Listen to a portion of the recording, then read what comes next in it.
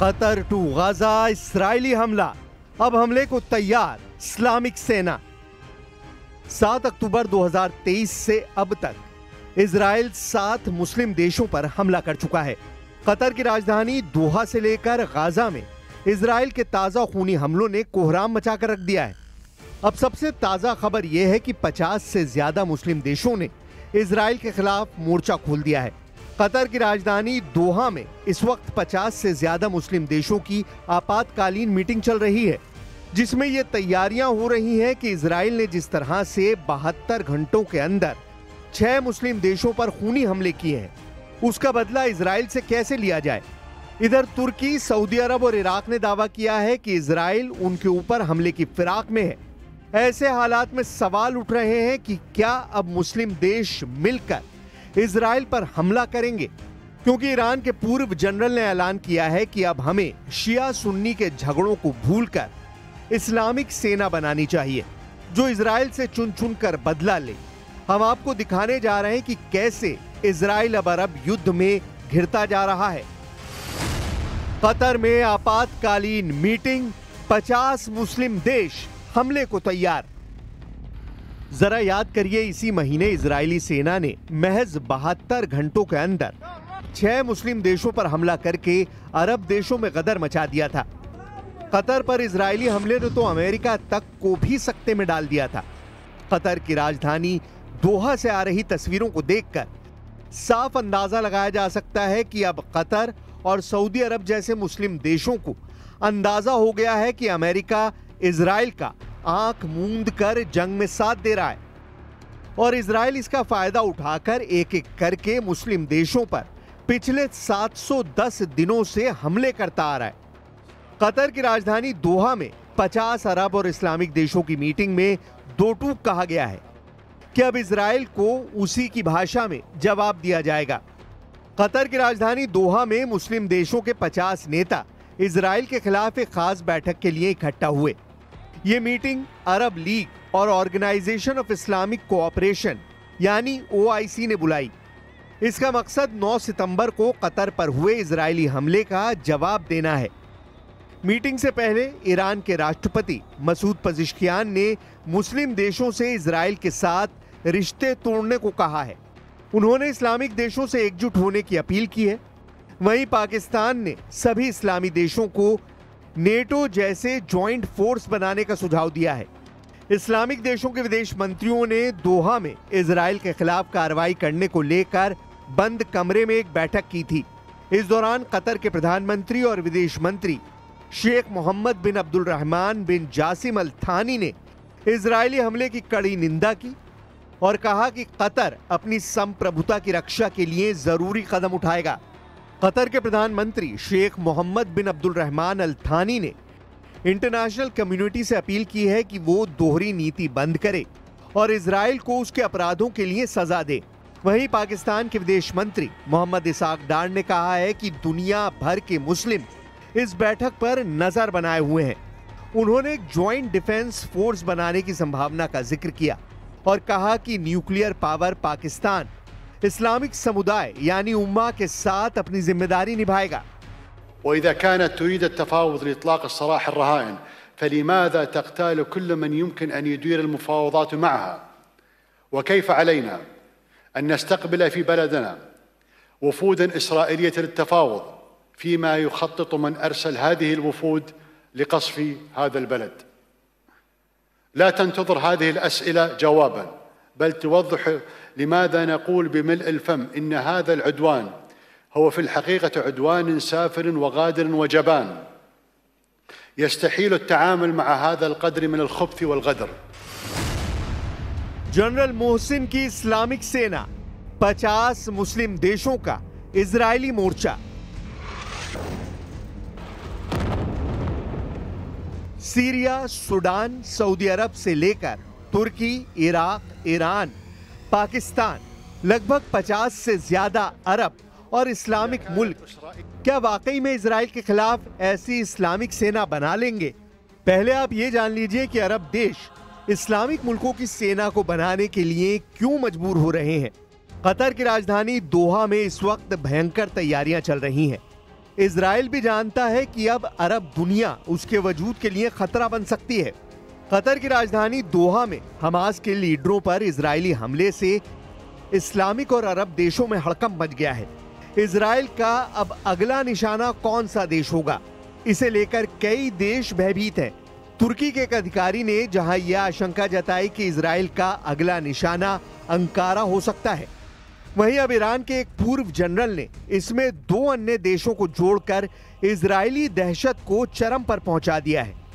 Iran international की report के मुताबिक पूर्व ईरानी जनरल मोहसिन रजाई का दावा है कि इजराइल कतर पर हमला करने के बाद अब दूसरे इस्लामिक और अरब देशों को निशाने पर लेगा।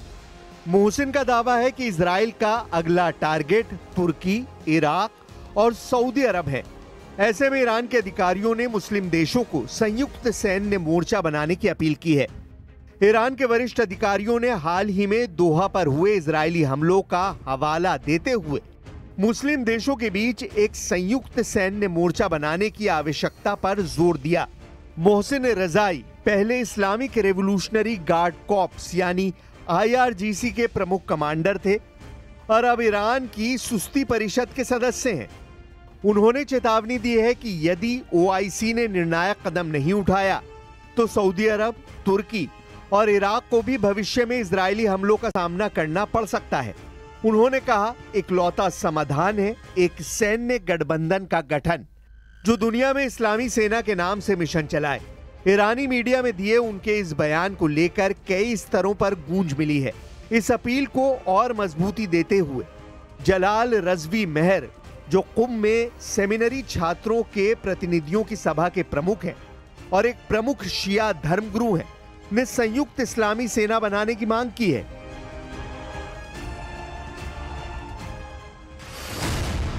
इजराइल पर भारी पड़ रहा है। 72 घंटे में 6 मुस्लिम देशों पर हमला। सितंबर महीने में ही इजराइल ने 72 घंटों में 6 देशों पर हमला किया था, जिससे 6 मुस्लिम मुल्कों में कोहराम मच गया था। इजरायली सेना ने गाजा समेत सीरिया, लेबनान, कतर, यमन और ट्यूनीशिया में हमले किए थे। इजराइल के इन हमलों में 200 से ज्यादा लोग मारे गए और 1000 से ज्यादा घायल हुए। इजराइल ने दावा किया था कि वो इन देशों में आतंकी ठिकानों को निशाना बना रहा था। अमेरिकी राष्ट्रपति ट्रंप ने इसे लेकर इजरायली पीएम नेतन्याहू से नाराजगी जताई थी, लेकिन इजराइल के खिलाफ कोई सख्त एक्शन नहीं लिया। हालांकि इजरायली पीएम नेतन्याहू ने कतर की राजधानी दोहा में हमास के अधिकारियों पर किए गए हमले का बचाव किया था। उन्होंने इस हमले की तुलना अमेरिका में 9/11 के हमलों से की थी। 72 घंटे में 6 मुस्लिम देशों पर हमला और कतर में हमास नेताओं के बहाने हमला करना क्यों भारी पड़ रहा है, जरा ये भी जान लीजिए।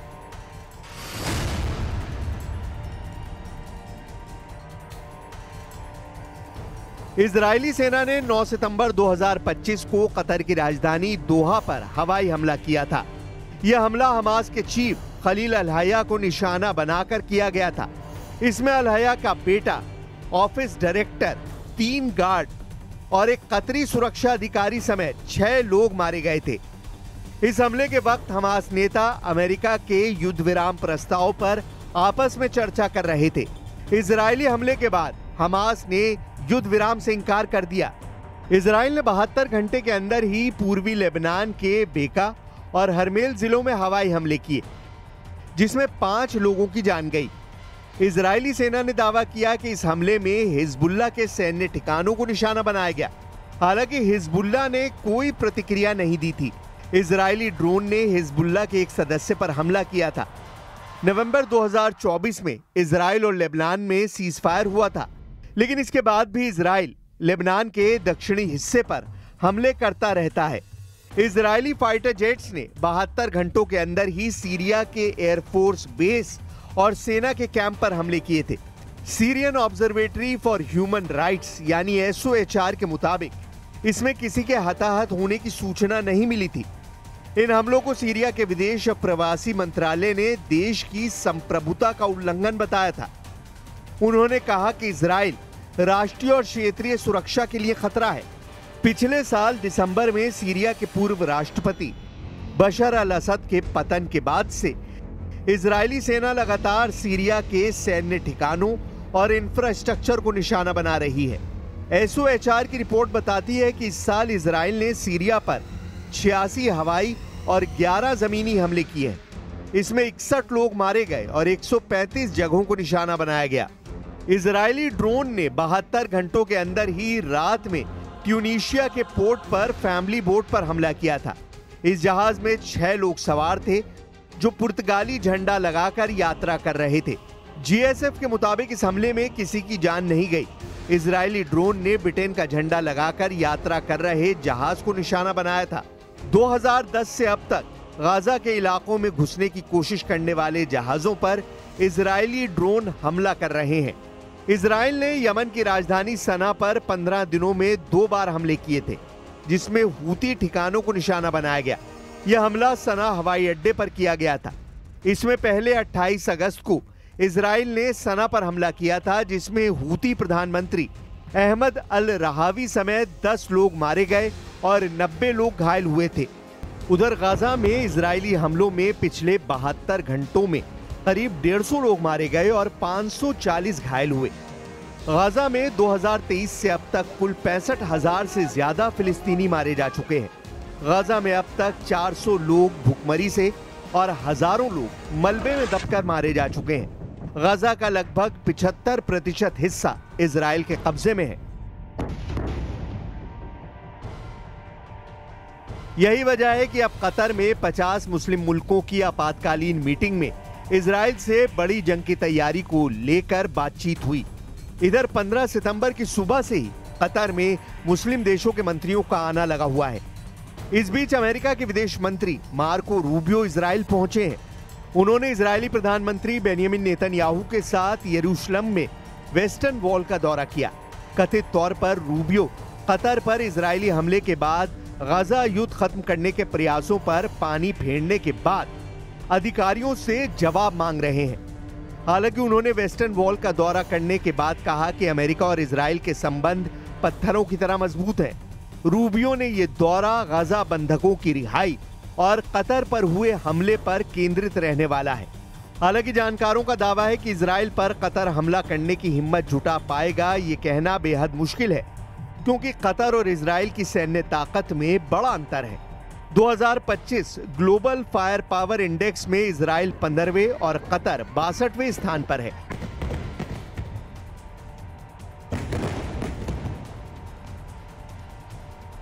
इजराइल के पास F-35 जेट, परमाणु हथियार और मरकावा टैंक है, जबकि कतर के पास राफेल जेट और हेलफायर मिसाइलें हैं।